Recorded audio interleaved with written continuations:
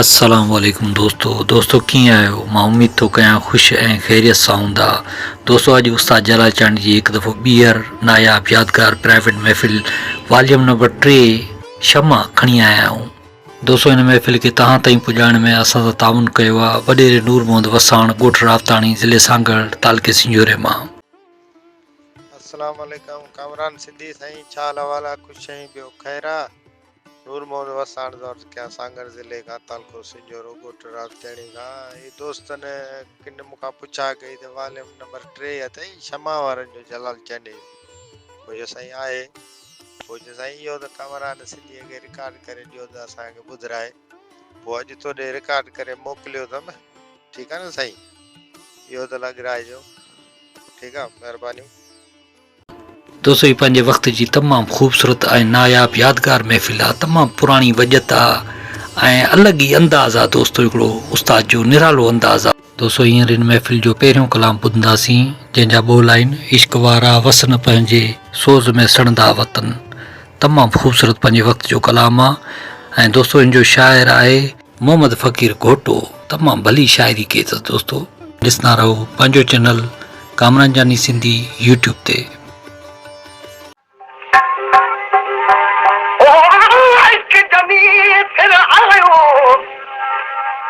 इश्क जनी फिर आयो अथव डोड़ा तनी राजा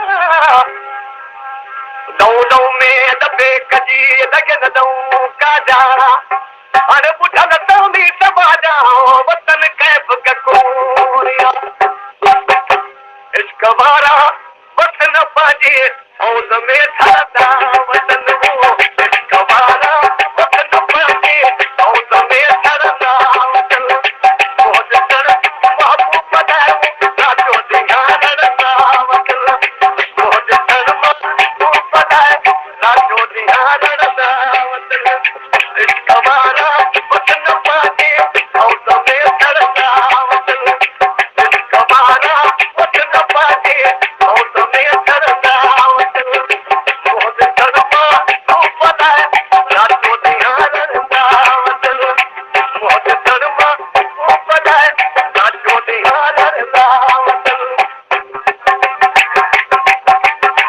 पेशकेश कामरान जानी सिंधी।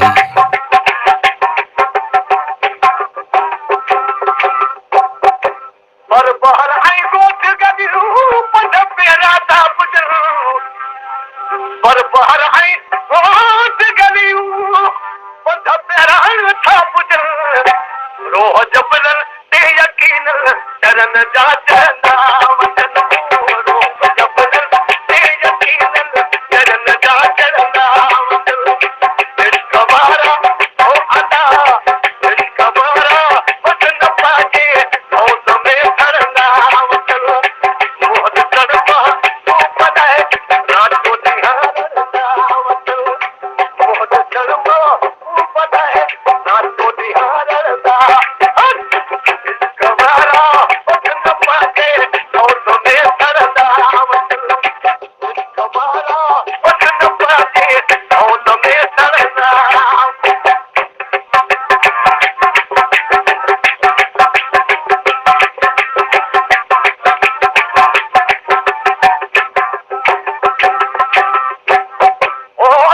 सुख चवन सुमीर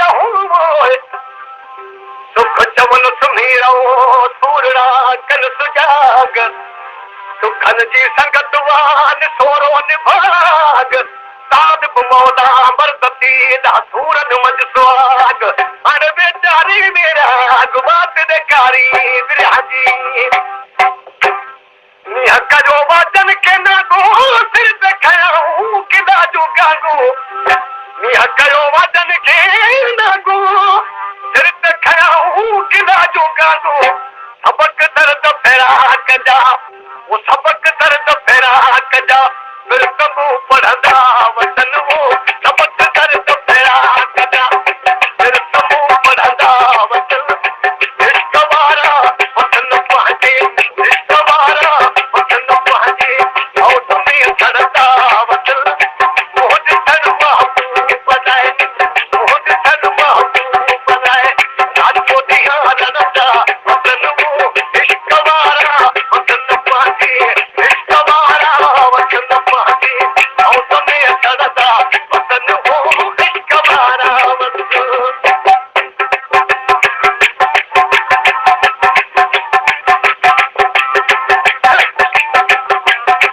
पेशकेश कामरान जानी सिंधी।